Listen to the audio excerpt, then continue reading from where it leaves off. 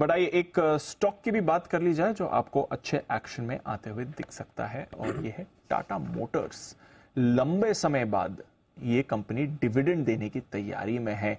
क्यों इतना लंबे समय लगा है डिविडेंड के लिए, क्या है वजह इसकी, और क्या कुछ है इस परफॉर्मेंस के पीछे, आइए थोड़ा समझा जाए अरमान के साथ। अरमान, बहुत कुछ हुआ है इस काउंटर में रिसेंटली, बट लंबे समय बाद डिविडेंड दे रहे हैं। कितने टाइम बाद ये डिविडेंड दे रहे हैं? ये FY16 के बाद ऐसा हो रहा है कि ये डिविडेंड आ रहा है।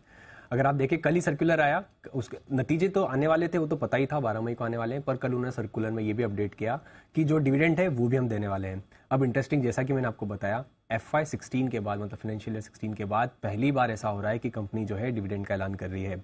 अब अगर डिविडेंड पॉलिसी अगर किसी भी कंपनी की उठा के देखें या फिर इन कंपनी की भी देखें, तो एक चीज तो नॉर्मल सभी केस में आता है कि अगर आपके पास प्रॉफिट है, आप तभी जो है डिविडेंड दे पाएंगे।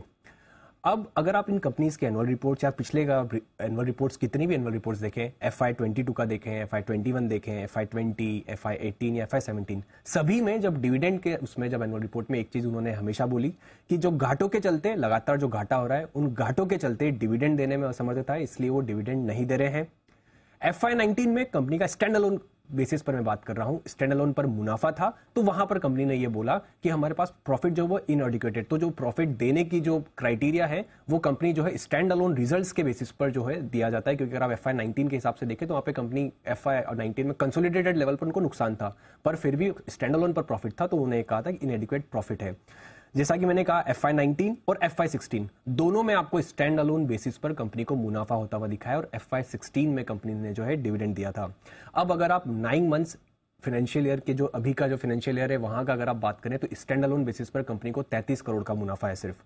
तो ओवरऑल, और जब नतीजे जब आने वाले और कंपनी ने ऐलान ऑलरेडी कर दिया है कि हम जो है डिविडेंड की घोषणा भी करेंगे, तो हो सकता है कि आपको आता हुआ दिखे कि कंपनी का कंपैरेटिवली Q4 के जो स्टैंड अलोन में रिजल्ट्स में है, कंपैरेटिवली कंपनी को मुनाफा जो है अच्छा खासा आता हुआ दिखे।